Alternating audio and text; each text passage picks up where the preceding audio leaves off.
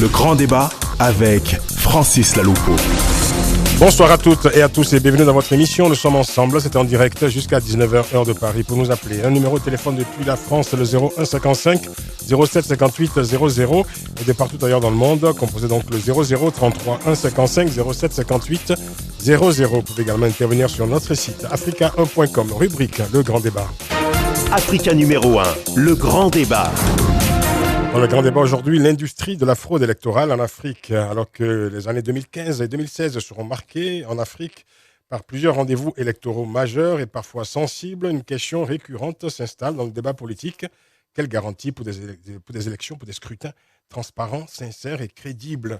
Depuis plusieurs années, les scrutins sont régulièrement entachés de fraude, source de contestation et de crise préélectorale et même post-électorale. Le processus de démocratisation en Afrique, ces processus ont ainsi donné lieu à la mise en place progressive d'une véritable industrie de la fraude électorale, un business lucratif qui a suscité de nombreuses vocations avec la création d'entreprises dédiées à cette cause génératrice de profits, mais aussi de conflits à répétition. Comment la fraude électorale est-elle devenue un business lucratif en Afrique? Réponse dans ce grand débat, l'émission réalisée par Hélène Bizio. Le Grand Débat sur Africa numéro 1. Le Grand Débat.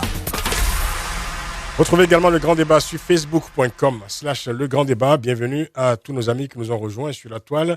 Est-ce qu'on peut en citer quelques-uns? On me fait signe que non. Voilà, le tableau n'est pas affiché.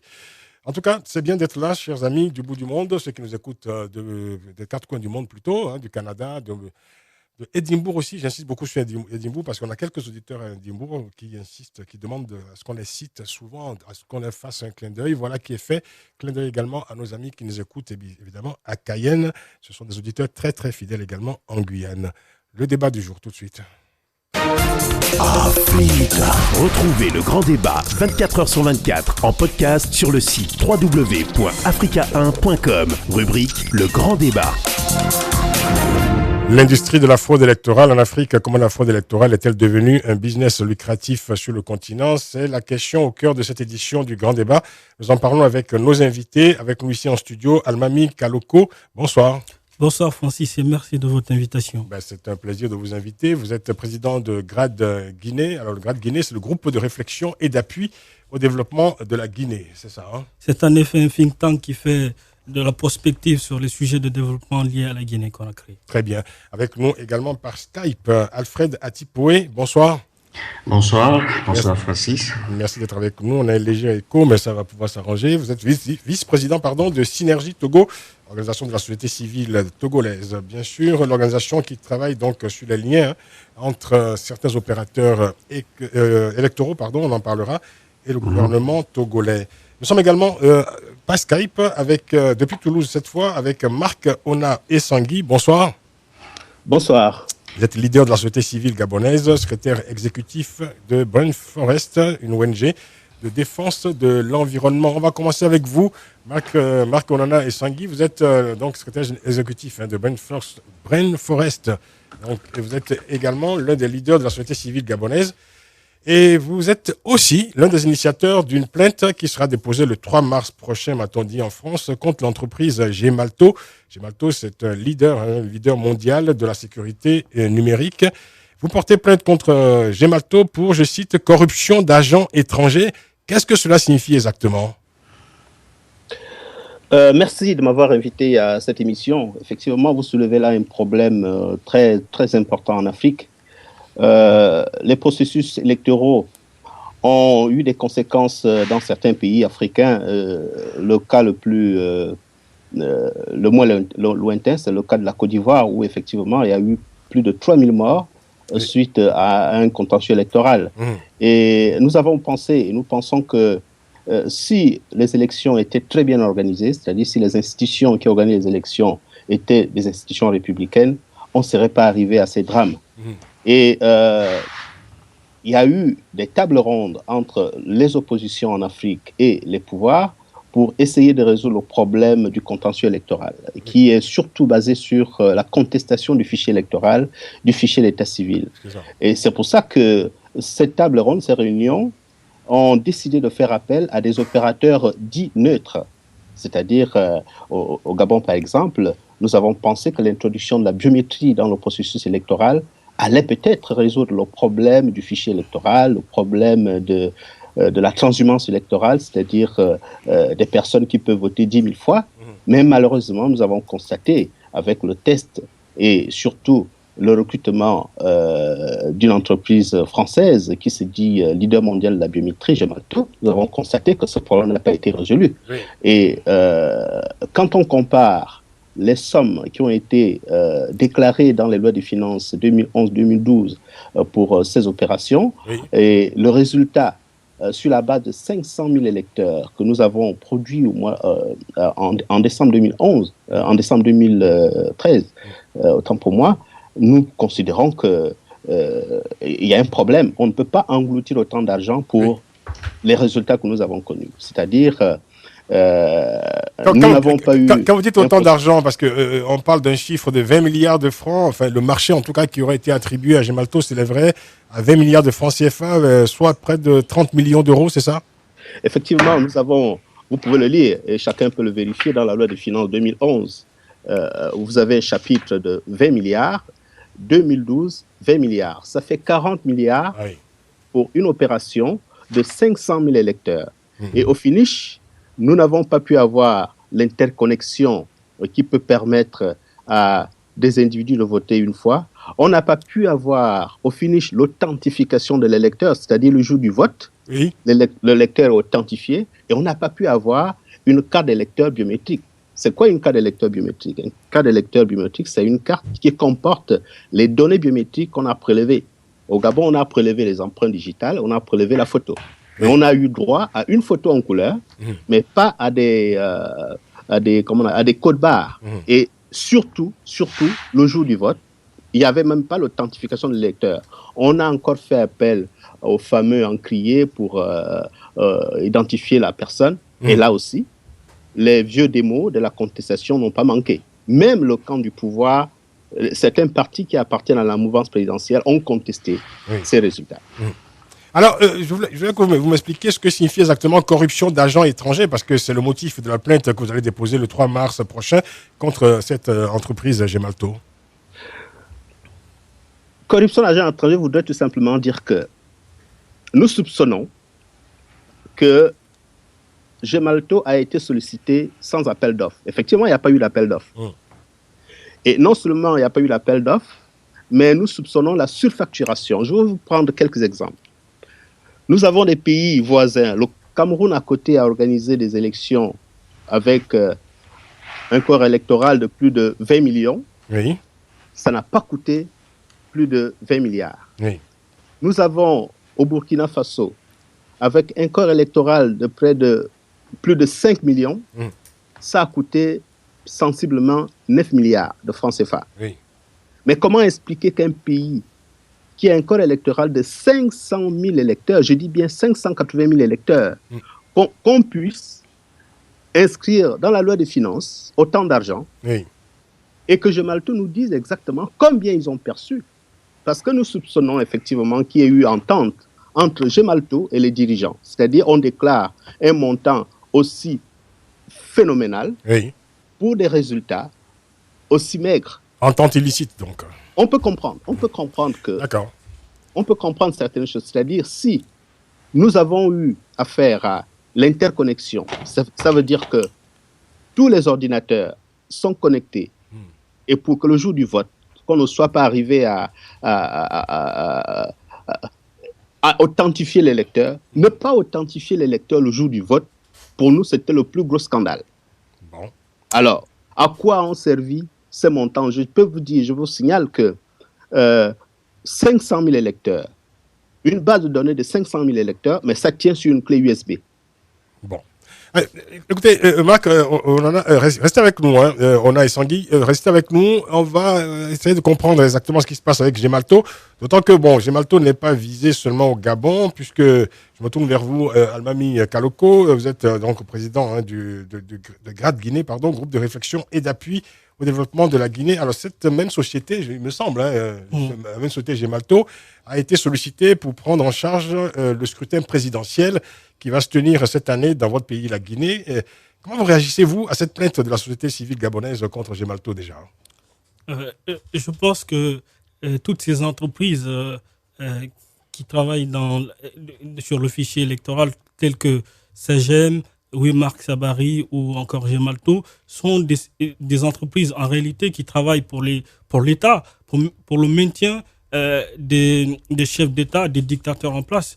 Et donc, en réalité, nous sommes solidaires avec cette plainte. Et Gemalto, aujourd'hui, est rentré aussi en Guinée parce que, à l'issue du dialogue politique en Guinée, il avait été décidé qu'un comité allait être mis en place, composé de la mouvance et des partis de l'opposition, pour faire un cahier des charges et faire un appel d'offres international. En Guinée, il y a eu un appel d'offres qui était fermé et Gemalto a été recruté de la façon la plus opaque. Et l'opposition n'a pas été associée à cela. Et tout ça pour mettre cette vaste entreprise de fraude. Et le sujet que nous débattons aujourd'hui est extrêmement grave. Le scrutin n'a pas encore eu lieu. Pourquoi déjà vous faites un procès en fraude à Gemalto? D'abord, le pouvoir de Conakry est un coutumier des faits. Il faut remonter aux élections présidentielles de 2010, quand le président actuel a été élu, Alpha Condé, la première chose qu'il a fait, c'était de contester le fichier électoral, parce qu'en réalité, il avait obtenu 18%. Il n'était pas admis au second tour des élections présidentielles. Il a contesté le fichier électoral. Il a fait venir un opérateur de façon unilatérale, là aussi dans des conditions douteuses, qui s'appelle Sabari FM, parce qu'en réalité, il y a eu un deal, pour parler de business, un deal entre Alpha Condé et le PDG de la société Paladino, monsieur Walter Henning, qui a fait un prêt à l'État guinéen pour la mise en place de la société qui s'appelle Sogi Pami, la société de patrimoine minier. Et les 25 millions de dollars donnés à l'État dans le contrat, il était stipulé que 30% du patrimoine minier guinéen allait revenir à Paladino, qui est domicilié, dont la société est domiciliée dans les îles Caïmans. Et tout à fait. Et ce dernier a aidé le pouvoir en place à faire venir Sabari, la société Waymark, dans les conditions les plus opaques possibles. C'était Waymark qui a été contesté fortement par l'opposition pendant plusieurs mois. Pendant plusieurs mois. Parce que le fichier électoral, en réalité, qui avait élu Alpha Condé, quand on est élu avec un fichier, je pense qu'il faut maintenir ce fichier. Mais pourquoi changer ce fichier? Et quand Waymark a été recruté, Waymark a dit que ce fichier ne correspondait pas à leur paramétrage. Ils ont fait un nouvel recensement général de la population, alors que le code électoral dit qu'on peut faire la révision du fichier électoral à la fin de chaque année. Tel n'a pas été le cas. Les recensements ont été organisés dans les fiefs du pouvoir en place.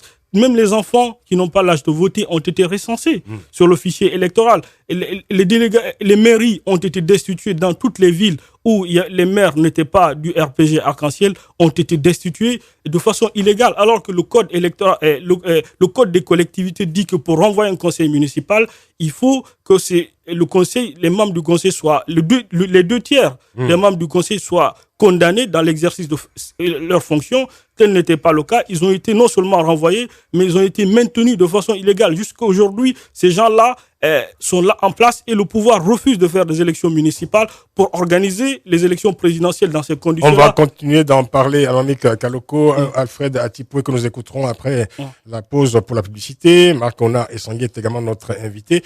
On essaie de comprendre ces pratiques obscures qui prospèrent en Afrique depuis le déclenchement des processus démocratiques sur le continent. Certains parlent même, en parlant de ces fraudes électorales, de cette industrie de la fraude, on dit aisément qu'il s'agit du ver dans le fruit de la démocratie. Retour dans 2 minutes.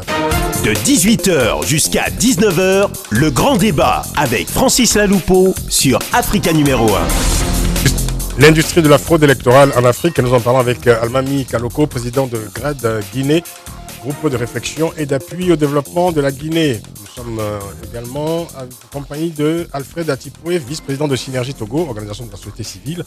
Et depuis Toulouse, par Skype, Marc Ona Essangui, leader de la société civile gabonaise, secrétaire exécutif de Brain Forest, une ONG de défense de l'environnement. On va s'adresser à présent à Alfred Atipoué, qui est avec nous par Skype, vice-président de Synergie Togo. Bonsoir. Bonsoir, Francis. Alors, Merci. Oui. Oui. Alors, oui, on vous entend bien. Hein. J'allais juste indiquer que votre organisation, Synergie Togo, travaille sur la nature des relations entre le gouvernement togolais, la commission électorale togolaise, la CENI, et une société belge présentée comme un opérateur électoral, une société belge nommée ZS. D'abord, parlez-nous de cette société et de ses activités précises au Togo.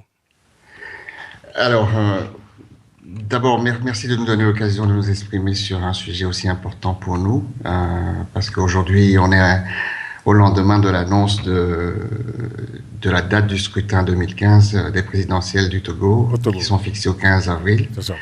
Dans un contexte de crise sociale et dans un contexte de crise de confiance entre les acteurs politiques. Donc, vous connaissez tous le Togo, on est habitué aux fraudes électorales et le monde entier se rappelle de l'image des militaires qui emportaient des urnes en 2005. C'est ça. Et après ces élections, on a eu un cycle de violence qui a fait 500 morts, plus de 500 morts selon les Nations Unies.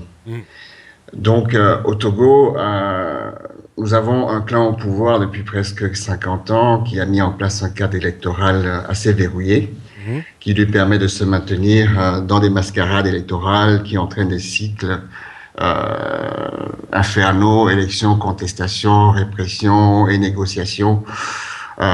Tout ça sous le nez de la communauté européenne. C'est ça.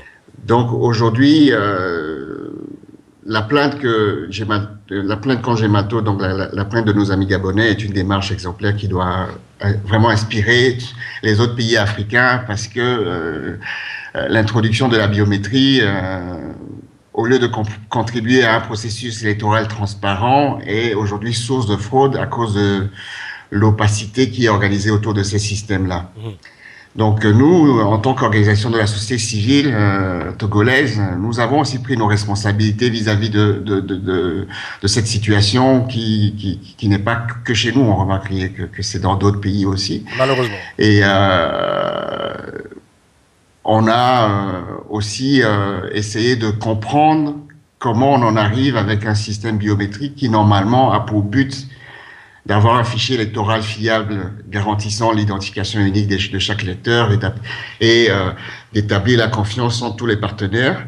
Comment ça se fait que ce fichier est source de problèmes? Au Togo, on doit remonter à 2007 pour l'introduction de la biométrie. Après les élections de 2005, qui ont vu l'arrivée du fils Yadema, de Faure Gnassingbé. En 2007, pour les législatives qui ont été organisées de manière consensuelle, il y avait une introduction de la biométrie. Et cette introduction n'était pas faite de manière conventionnelle. Comme au Gabon, il n'y a pas eu d'appel d'offres. Oui. On a eu juste... selon les dires de l'État togolais et de la société du prestataire de services, l'introduction de la biométrie était d'abord un prêt de 4000 kits du Congo au Togo. Oui. Donc, un prêt d'État à État. Donc, pas d'appel d'offres pour des fournisseurs. Oui. Et ZTS a été introduit au Togo de cette manière-là, puisque c'était le fournisseur, le prestataire de services au Congo, en République démocratique du Congo. ZDS, société belge donc. Hein. Voilà, ZTS est une société belge spécialiste dans les systèmes d'identification. Et donc, ils sont arrivés au Togo comme ça par la petite porte. Oui. Avec seulement un contrat de formation et un contrat de fourniture de consommables. Les kits et le système entier étant prêtés par le Congo au Togo. On est loin quand même des opérations de la technologie électorale, là, quand même. Pardon ? Vous dites, la société est arrivée au Togo comme fournisseur de consommables, mais quels consommables ? Consommables pour les kits électoraux. Ah d'accord, très bien. Puisque c'est eux qui fournissent les kits, mais ces kits ont été prêtés par le Congo.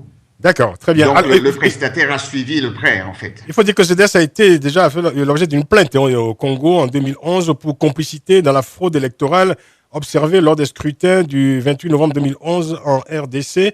La plainte avait été déposée alors devant la justice belge par Aprodec ASBL, une ONG de droit belge. Nous suivons un peu cette affaire, mais il n'y a pas de suite encore qu'on puisse exploiter. Mais ce que je peux dire, c'est que donc pas de traces de cahier des charges, donc ni de termes de référence. Oui. Donc, ce qui veut dire que quelque part, on ne sait pas, en termes IT, on ne connaît pas le SLA, c'est-à-dire qu'est-ce que le système est censé faire et comment mesurer le fait qu'il a bien fonctionné. Mais qu'est-ce qui suscite vos inquiétudes exactement, ou en tout cas cette suspicion, en tout cas qui plane sur cette société ZS? Quels sont les éléments qui aujourd'hui vous interrogent ou vous préoccupent, pardon? Exactement. Donc, nous, en tant que société civile, acteur de l'organisation de la société civile, nous avons, dans un premier temps, adopté une approche très amiable qui a consisté à interpeller le prestataire de service en lui posant des questions sur les éléments de fraude constatés. Oui. Donc, lors des législatives de 2013, on a relevé sur le terrain et dans les analyses des fichiers électoraux qu'il y avait des doublons, des gens qui possèdent plusieurs cartes d'électeurs, ce qui n'est pas normal dans un système biométrique, puisqu'on est censé identifier de manière sûre et certaine les personnes sur base de leurs empreintes digitales et sur base de leurs photos, donc de leur faciès. Alfred Atipo, et pour qu'on comprenne très bien, est-ce que c'est cette société ZS qui va opérer pour la prochaine présidentielle en avril prochain au Togo? Tout à fait. Elle a déjà commencé son travail depuis plusieurs mois. Est-ce que cette société est contestée par une partie de la classe politique togolaise ou pas? Le travail, la société elle-même n'est pas contestée, c'est un prestataire de service, mais c'est le processus entier qui est contesté. D'accord. C'est-à-dire que déjà la manière d'organiser la révision des listes, qui est source de problèmes et qui peut engendrer et qui a engendré des duplicata. C'est-à-dire que la société prétend avoir un système central qui contient la base de données des électeurs. Oui. Et puis pour la révision, la société va déployer dans les différentes zones des kits qui contiennent les données relatives aux électeurs de cette zone. Alors, on essaie de comprendre, Alfred Atipoué. Alors, on m'a donc dit que vous travaillez, vous, précisément, en tout cas, Synergie Togo, dont vous êtes le président, le vice-président, travaille sur les relations, la nature des relations entre cette société ZS, la commission électorale togolaise et le gouvernement togolais. Qu'est-ce qu'il y a dans ces relations entre ces trois entités qui suscitent chez vous de la suspicion ou de l'inquiétude? Écoutez, aujourd'hui, nous avons au Togo la CENI, qui est la Commission nationale électorale indépendante, qui, selon le code électoral, est seule habilitée à souscrire des contrats vers les prestataires. Donc, c'est elle qui organise les élections. D'accord. Et il y a le gouvernement par ailleurs. On s'est rendu compte que c'est le ministère de l'administration territoriale qui a contracté directement avec la société ZS. Oui. Donc, quelque part, le ministère des Affaires, le ministère de l'administration territoriale a usurpé le rôle de la CENI. Oui. Vous comprenez? Donc, ce n'est pas possible que dans un État normal, on puisse autoriser que ceux qui sont censés organiser les élections soient juste spectateurs de cette organisation parce qu'ils ne maîtrisent aucunement le prestataire ni ce qui est fait. Donc nous, ça a été le point principal de notre interpellation, c'est de savoir quelle est la relation qui lie le Togo avec le prestataire et qui est en droit de donner des ordres à ces prestataires. Et vous n'avez pas la réponse? Nous avons plus ou moins la réponse, mais on attend d'avoir la confirmation.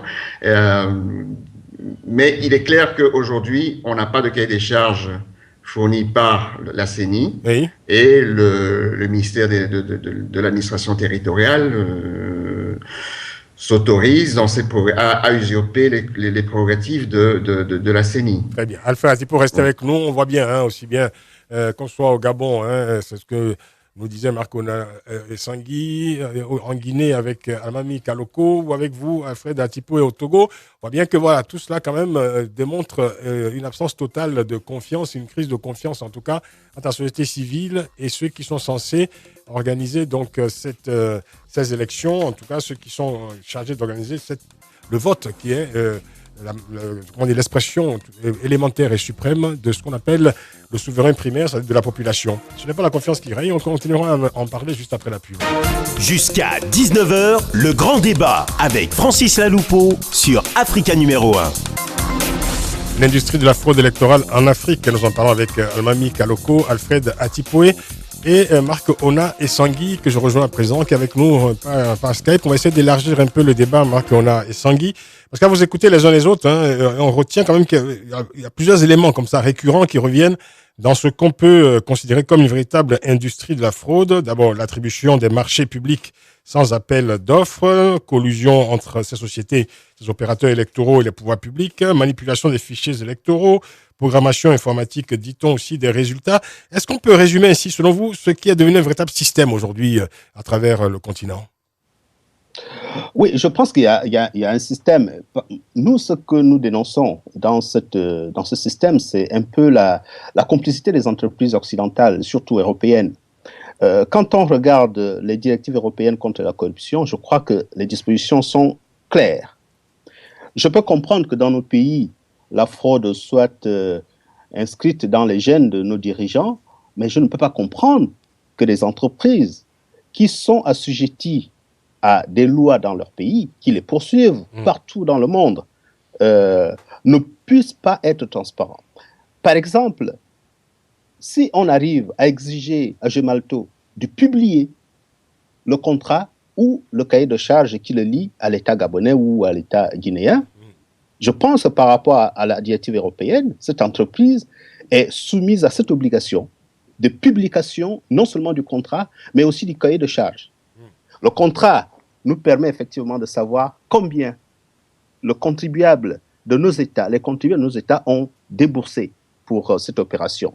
Le cahier de charges permet de voir exactement ce qui a été demandé. Oui. Ce qui est plus grave dans le cas du Gabon, c'est qu'il y a eu une commission convoquée par le président Ali Bongo entre l'opposition et la majorité. Oui. Et un rapport a été sorti, c'est-à-dire le consensus. Les points consensuels ont été confinés dans un rapport et par conséquent, il fallait absolument et tout simplement respecter les dispositions de ce rapport. Malheureusement, quand le pouvoir s'est retrouvé seul avec l'opérateur, oui, ils ont fait exactement ce qu'ils ont voulu faire, en violation flagrante des dispositions consensuelles qui ont été arrêtées au cours de cette commission. Alors, nous disons, si une entreprise étrangère qu'on a appelée pour observer une certaine neutralité face à deux protagonistes qui se battent, c'est ça, et que cette neutralité ne soit pas à l'ordre du jour, ben, écoutez, nous sommes obligés de porter plainte, de nous référer aux juridictions des pays de ces entreprises pour dénoncer un peu cette violation des dispositions européennes en matière de lutte contre la corruption. Et c'est ce que vous allez faire le 3 mars prochain contre cette société Gemalto. Exactement. Voilà, et la plainte sera déposée, il faut le préciser, donc en France. Hein.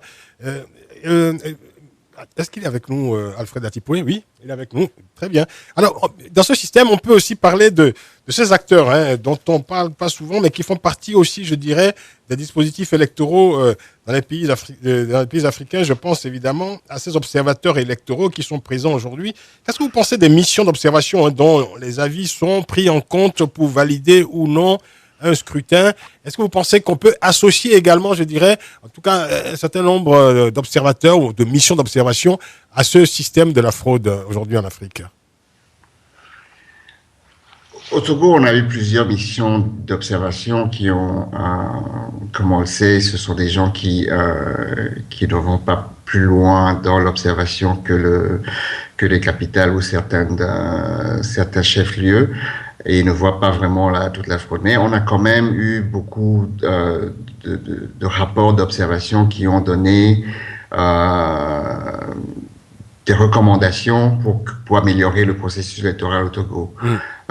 Ce n'est pas la panacée. Alors évidemment, je ne parle pas des trains qui arrivent à l'heure, évidemment. Je parle évidemment de ceux qui posent problème. On l'a vu au Togo notamment, dans votre pays, Alfred Atipoé, la francophonie, on s'en souvient. Bon, on peut évidemment citer d'autres missions. Il y a eu, il y a quelques années, une élection absolument contestée et contestable qui donnait évidemment la victoire au père de l'actuel président, Yacine Yadema, qui à l'époque évidemment gagné toutes les élections, avant même qu'on ait proclamé les résultats. Et la francophonie à l'époque avait envoyé un communiqué pour saluer la transparence, la crédibilité de ce scrutin. Et je sais que quelques temps plus tard, Abdou Diouf, qui dirigeait à l'époque la francophonie, avait émis lui-même des regrets pour ce communiqué qui était, selon lui en tout cas, tout à fait inapproprié. Oui, donc il y a des observateurs de salon. Donc nous, notre logique, c'est aussi de travailler à plus d'implication de la société civile et de la diaspora. C'est dans ce sens que nous avons fait une demande d'accréditation pour participer aux prochaines élections au Togo. Je ne commenterai pas vraiment le cas de certains observateurs qui ont eu à donner des quitus avant même que les résultats officiels ne soient programmés, parce que c'est un peu notre souci, c'est-à-dire que si nous qui sommes premiers concernés par les élections, si on ne s'en occupe pas, on laisse les autres venir le faire à notre place et faire ce qu'ils veulent à notre place. Donc c'est pour ça que moi j'encourage beaucoup les nationaux à s'impliquer dans l'observation électorale, à faire en sorte de former les populations à s'impliquer, à défendre leur victoire par rapport à tout ce qui est fraude. Très bien. Tout ira mieux en Afrique le jour où on fera des élections sans observateurs extérieurs, justement, et même sans observateurs nationaux. Alors, Kaloko, on voit bien que la fraude est de plus en plus sophistiquée, soutenue par l'informatique. Il y a des pays, d'ailleurs, où les résultats étaient programmés informatiquement avant même la tenue des scrutins. Du coup, il devient de plus en plus difficile d'appuyer une contestation post-électorale sur des preuves tangibles, parce que, évidemment, des preuves informatiques sont absolument volatiles et insaisissables. Tout à fait, je vais répondre à votre question tout à l'heure, mais vous avez parlé tout à l'heure de système. Un système est un ensemble d'éléments distincts qui sont en coordination. Quand je prends le cas de la Guinée, ce système est à plusieurs niveaux. La crise de confiance entre les acteurs politiques, l'absence de confiance à l'administration publique a fait que nous avons créé cette chose-là qui s'appelle CENI, la Commission électorale nationale indépendante, qui n'est indépendante que de nom. Il est vrai que cette commission est inféodée au pouvoir en place et participe à lancer au recrutement de ces entreprises-là qui alimentent aussi ce business de la fraude électorale. Je puis dire que, pour répondre finalement à votre question, que les élections en Afrique maintenant sont gagnées d'avance. Parce que les pouvoirs qui sont en place appellent les opérateurs techniques en Guinée, par exemple, quand Wemmark est venu, ils ont contesté, le président a contesté le fichier électoral, ils ont fait un recensement. Ce recensement-là devait être affiché, le fichier électoral, devait être affiché plusieurs jours avant les élections présidentielles, mais la liste a été transmise au parti de l'opposition que 48 heures à l'avance. Aujourd'hui, avec la technologie, on peut tricher les élections. Je pense que ces opérateurs-là sont là au service des pouvoirs en place. Et du coup, sur les fichiers électoraux, souvent, il y a ce qu'on appelle des doublons. Mon ami, je crois, du Gabon ou du Togo l'a dit tout à l'heure, il y a des fichiers... Ils modifient carrément la carte électorale, ces opérateurs. Par exemple, quand je prends une ville, moi je suis de Matam en Guinée, je peux me faire recenser dans cette ville et le jour de l'élection, il se trouve que le bureau de vote se trouve à 20 km. Mais tout ça, c'est pour décourager les partisans de l'opposition à aller voter. Et donc je pense que l'informatique aujourd'hui est au service de la fraude électorale. L'informatique est aujourd'hui service du maintien de ces chefs d'État au pouvoir. Un élément quand même tout à fait intéressant, Alfred Atipoué, vous êtes avec nous, vice-président de Synergie Togo. On le dit, est-ce que vous le confirmez que cette société ZS, donc opérateur électoral au Togo, appartiendrait au fils de Louis Michel, l'honorable Louis Michel, est-ce que vous le confirmez?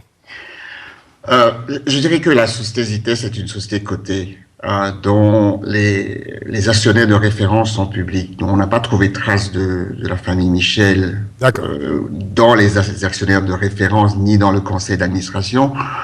Mais bon, c'est un bruit qui court. Je ne sais pas comment il faut le prendre. Oui.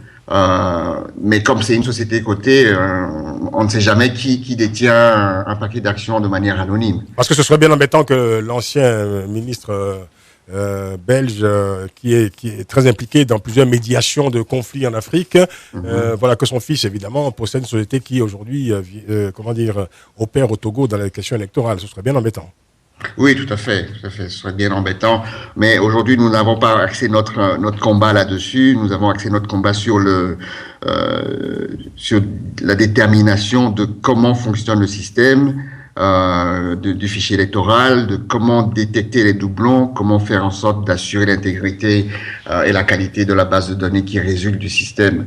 Donc aujourd'hui, nous avons une action plus technique que politique, en fait. Très bien, restez avec nous, on va écouter un auditeur qui va intervenir sur le sujet, Monsieur Edo Kombana. Bonsoir. Bonsoir. Nous vous écoutons, s'il vous plaît. Ok. Depuis ma mort, je devais d'abord introduire le sujet que j'ai toujours regretté que nous, Africains, nous n'avons toujours pas compris que l'homme blanc a trompé nos arrière-parents, nos grands-parents et nos parents et nous-mêmes. Et si nous-mêmes, nous n'ouvrons pas les yeux, il va continuer à tromper nos enfants. Toutes les sociétés que vous voyez, toutes les universités, les institutions européennes, elles ont derrière des lobbies. Et ces lobbies véhiculent les idéologies. Donc, tant que nous, Africains, nous continuerons à aller vers ce genre, nous sommes encore loin de sortir de nos malheurs. Nous devons copier l'exemple des Sud-Américains qui ont compris que la solution se trouve à eux-mêmes. Oui. Et je veux aujourd'hui dire pour la solution électorale, moi j'ai toujours suggéré que la CENI doit se limiter seulement à publier les modèles des urnes, les modèles des listes, les modèles de fichiers électoraux. Et à la base, nous devons poser une condition. Pour être candidat, vous devez au moins avoir 2 représentants à chaque bureau de vote. Et ces représentants doivent être là pour signer les listes lorsque les gens vont s'enregistrer pour les élections. Et ces gens-là seront là aussi pour signer le PV électoral. C'est-à-dire que après les élections, le même jour, aujourd'hui nous avons des téléphones partout, chaque candidat chaque témoin. Mais cela se fait déjà, monsieur. Ça n'empêche pas les contentieux post-électoraux. Hein. Cela se fait déjà, ce que vous dites là. Non. Si. Parce qu'il y a des bureaux où les gens n'ont pas de représentants, où il faut attendre que les listes soient envoyées pour centralisation. Je prends le cas du Congo, je suis de la RDC Congo. D'accord. Et nous avons tous ces problèmes-là. Il faut attendre le fichier électoral, il faut attendre les résultats informatiques pour qu'on puisse commencer à publier les élections graduellement. Alors que si chaque candidat, parce que si quelqu'un s'estime populaire, il doit être capable d'avoir 2 personnes qui vont le représenter gratuitement dans un bureau de vote. Bien sûr, gratuitement, forcément, puisque ce sont des gens qui représentent leur parti politique. Si vous n'êtes pas en mesure de fournir vos 2 candidats, vous n'avez qu'à vous en prendre à vous-même. Parce que personne ne va empêcher les gens d'avoir 2 candidats, 2 représentants dans le bureau de vote. La CENI va seulement se limiter à publier les normes des urnes. Vous définissez les normes. Ils définissent les normes des urnes. Ils définissent le modèle de liste et les modalités de transmission des élections, des résultats du PV. Et comme ça, après chaque vote, après la journée de vote, chaque bureau va transmettre par téléphone ou par fax ce PV signé par tous les représentants. Oui. En ce moment, ça élimine au moins à 90% le risque de fraude. On comprend, 90% c'est beaucoup, mais moi je vous écoute, mais ce sont des recommandations techniques qui sont tout à fait utiles, mais c'est vrai qu'il faut peut-être en appeler surtout à une moralisation de la vie publique et à une véritable adhésion de tous les acteurs politiques à une culture démocratique, non? Non. Ça, j'ai toujours dit, quand le problème il est mal posé, les solutions sont aussi erronées. Vous pensez que je le pose mal? Vous savez, le problème de l'Afrique aujourd'hui, c'est le capitalisme. Nous devons comprendre. Ah, mais là, vous allez loin. Des choses qu'on n'achète pas.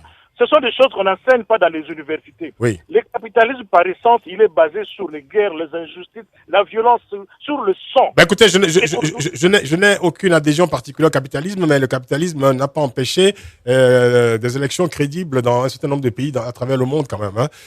Voilà, le symbole du capitalisme, c'est les États-Unis, et souvent les élections sont plutôt crédibles, transparentes et acceptées de tous. Merci beaucoup, mon cher Edo Kombana. Merci de cette contribution. On va marquer une dernière pause dans cette émission et ensuite on écoutera nos invités, évidemment. Almami Kaloko, Alfred Atipoe et Marc Ona Essangui. À tout de suite. Jusqu'à 19h, le grand débat avec Francis Laloupeau sur Africa numéro 1. L'industrie de la fraude électorale en Afrique, nous en parlons avec Almami Kaloko, président du groupe de réflexion et d'appui au développement de la Guinée, Alfred Atipoe, vice-président de Synergie Togo, organisation de la société civile, Marc Ona Essangui, leader de la société civile gabonaise, secrétaire exécutif de Brain Forest. Et je voulais vous lire un extrait d'un texte écrit par le politologue Louis-Marie Cacde qui explique l'organisation de la fraude électorale. Un texte paru dans Libre Afrique, c'était en décembre 2014. Il dit ceci. Tout d'abord, les fraudes se passent au niveau institutionnel et administratif. En premier lieu, le fraudeur dissimule ses intentions dans les opérations de recensement général de la population en procédant au rétrécissement du fief électoral de l'adversaire. Par exemple, les Camerounais ont appris à leurs dépens depuis le recensement général de la population en 2005 que les régions du littoral et de l'ouest, fief de l'opposition, n'étaient plus les plus peuplées du Cameroun, au profit des régions de l'extrême nord et du centre, fief du pouvoir en place. Le fraudeur dissimule aussi ses intentions dans la loi électorale. Par exemple, on peut durcir les conditions d'éligibilité ou de vote dans le but d'exclure tout parti des adversaires ou de l'électorat. C'est le cas de l'ivoirité, de l'exclusion de la diaspora, du refus de la double nationalité, de la manipulation de la limite d'âge, des contraintes de séjour au pays, augmentation du nombre d'années requis, etc. On observe aussi le découpage tendancieux des circonscriptions électorales. Fin de citation. Je m'adresse à vous, Marc Ona Essangui.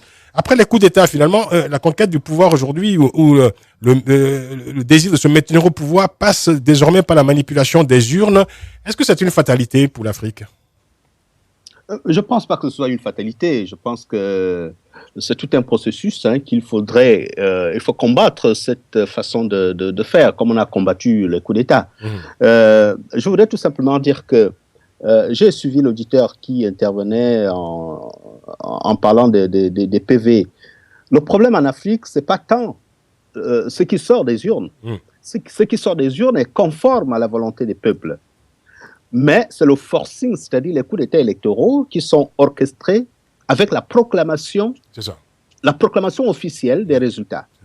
Une proclamation qui n'a rien à voir avec ce que les peuples ont exprimé dans les urnes. Je pense que on n'a pas besoin, je dis bien, bon, on a testé tous les cas, on est allé prendre des opérateurs indépendants, neutres pour trancher. Ces opérateurs sont aussi complices de la chose. Je ne pense pas que l'Afrique ait besoin d'aller chercher un opérateur international pour venir faire ce qu'ils sont en train de faire. Je prends le cas du Gabon. Si on donne à une PME nationale 20 milliards pour réaliser la biométrie, je pense que le résultat sera 10 fois plus que ce qu'on a pu faire au Gabon.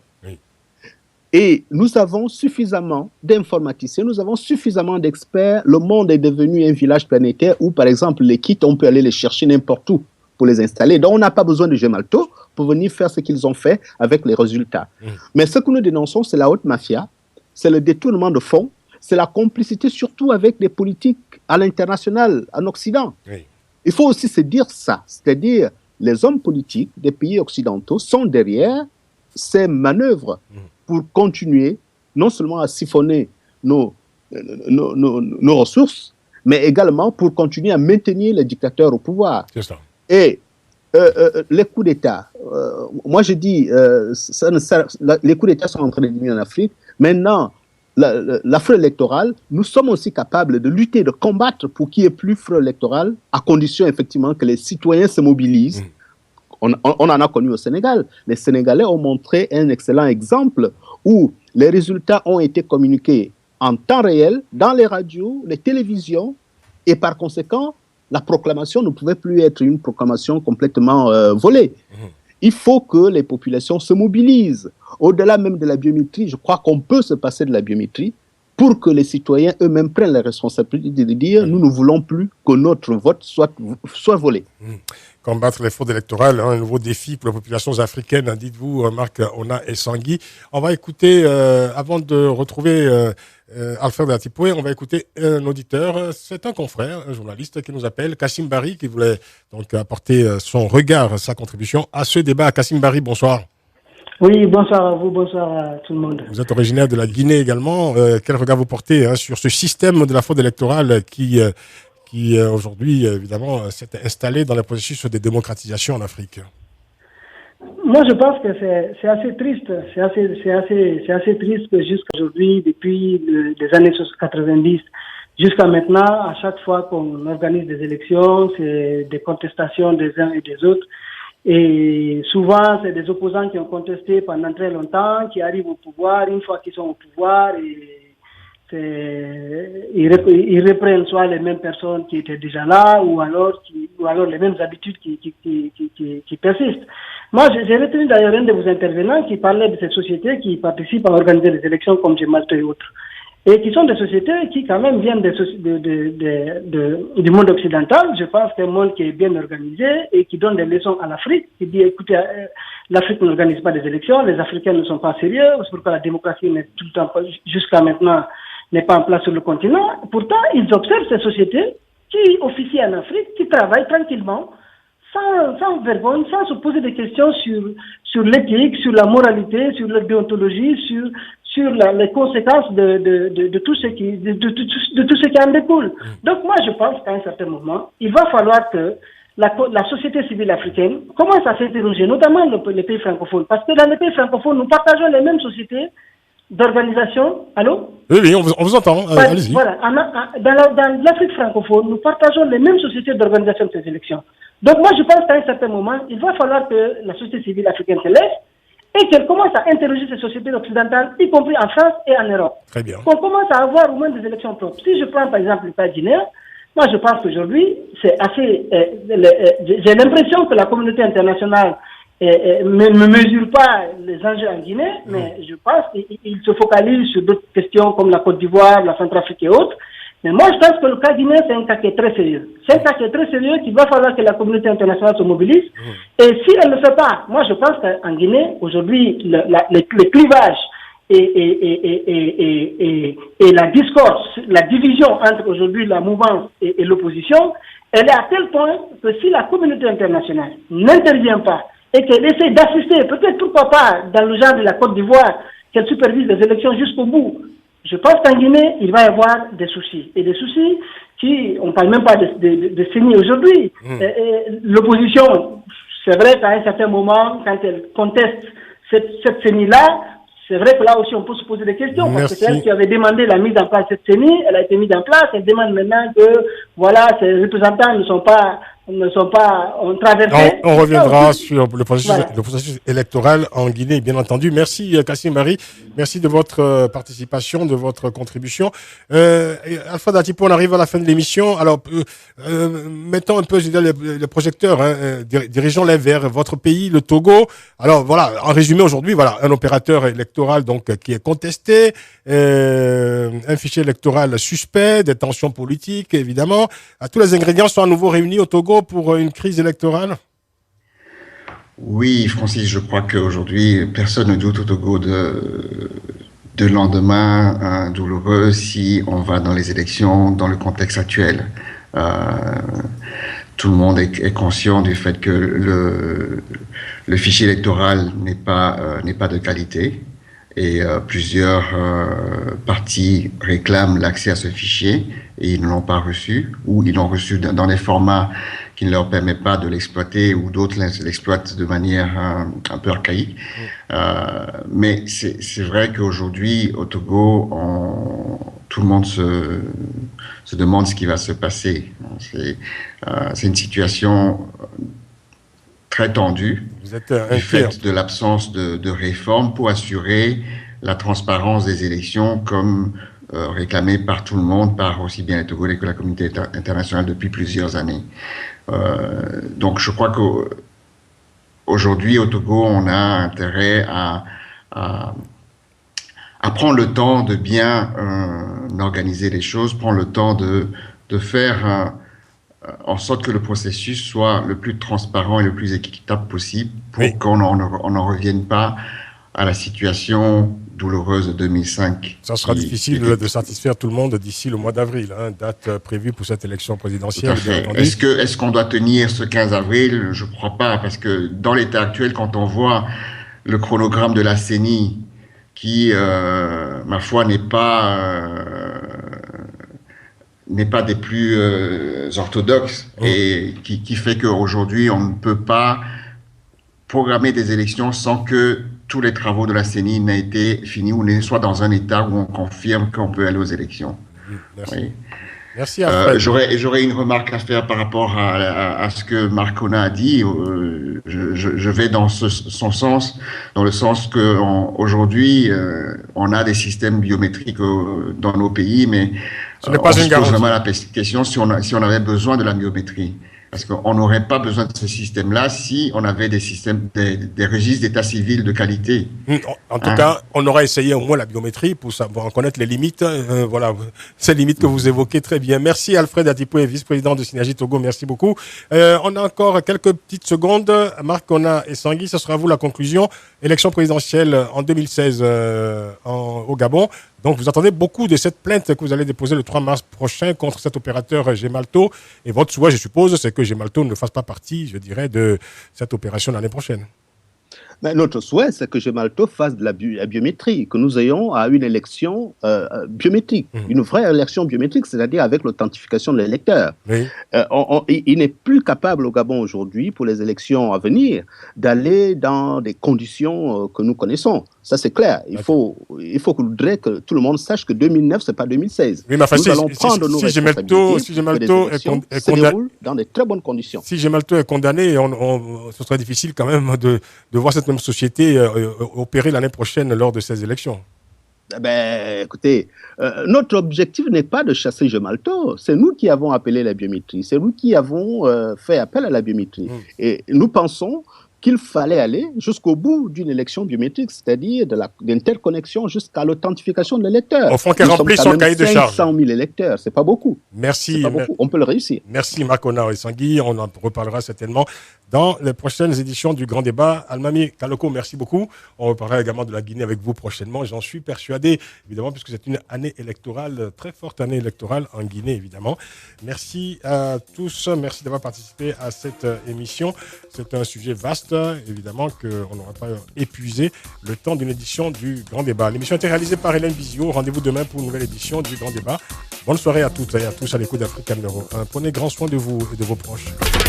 Le Grand Débat sur Africa numéro 1. Le Grand Débat